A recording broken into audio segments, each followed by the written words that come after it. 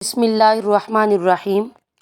حضرت عبداللہ بن مسعود رضی اللہ عنہ روایت کرتے ہیں، نبی اکرم صلی اللہ علیہ وسلم نے ارشاد فرمایا، جس کو چار چیزیں عطا کر دی جائیں اسے چار چیزیں عطا کی جاتی ہیں۔ اس کی وضاحت اللہ کی کتاب میں موجود ہے۔ جس شخص کو ذکر عطا کیا جاتا ہے اللہ تعالیٰ اس کا ذکر کرتا ہے، کیونکہ اللہ تعالیٰ نے ارشاد فرمایا ہے، تم میرا ذکر کرو میں تمہارا ذکر کروں گا۔ جس شخص کو دعا عطا کی جاتی ہے اسے قبولیت عطا کی جاتی ہے، کیونکہ اللہ تعالیٰ نے ارشاد فرمایا ہے، تم مجھ سے دعا کرو میں تمہاری دعا قبول کروں گا۔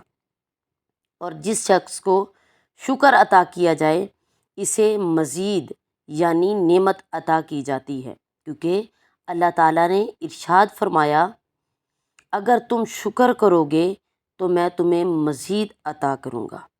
اور جس شخص کو استغفار عطا کیا جائے اسے مغفرت عطا کی جاتی ہے، کیونکہ اللہ تعالیٰ نے ارشاد فرمایا، تم لوگ اپنے پروردگار سے مغفرت مانگو، بے شک وہ بہت زیادہ مغفرت کرنے والا ہے۔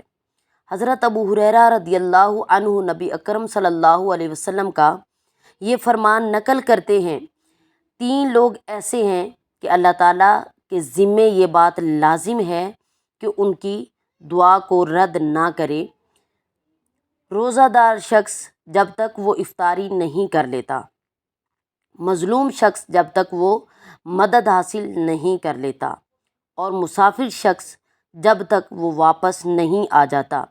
حضرت عقبہ بن عامر جوہنی رضی اللہ عنہ نبی اکرم صلی اللہ علیہ وسلم کا یہ فرمان نقل کرتے ہیں، مزاج کی تیزی دو قسم کی ہوتی ہے، ایک قسم کو اللہ تعالیٰ پسند کرتا ہے اور دوسری قسم کو اللہ تعالیٰ ناپسند کرتا ہے۔ مشکوک کے بارے میں مزاج کی تیزی کو اللہ تعالیٰ پسند کرتا ہے، اور مشکوک کے علاوہ صورتحال میں مزاج کی تیزی کو اللہ تعالیٰ ناپسند کرتا ہے۔ اور اترانا دو طرح کا ہوتا ہے، ان میں سے ایک کو اللہ تعالیٰ پسند کرتا ہے اور دوسری قسم کو اللہ تعالیٰ ناپسند کرتا ہے۔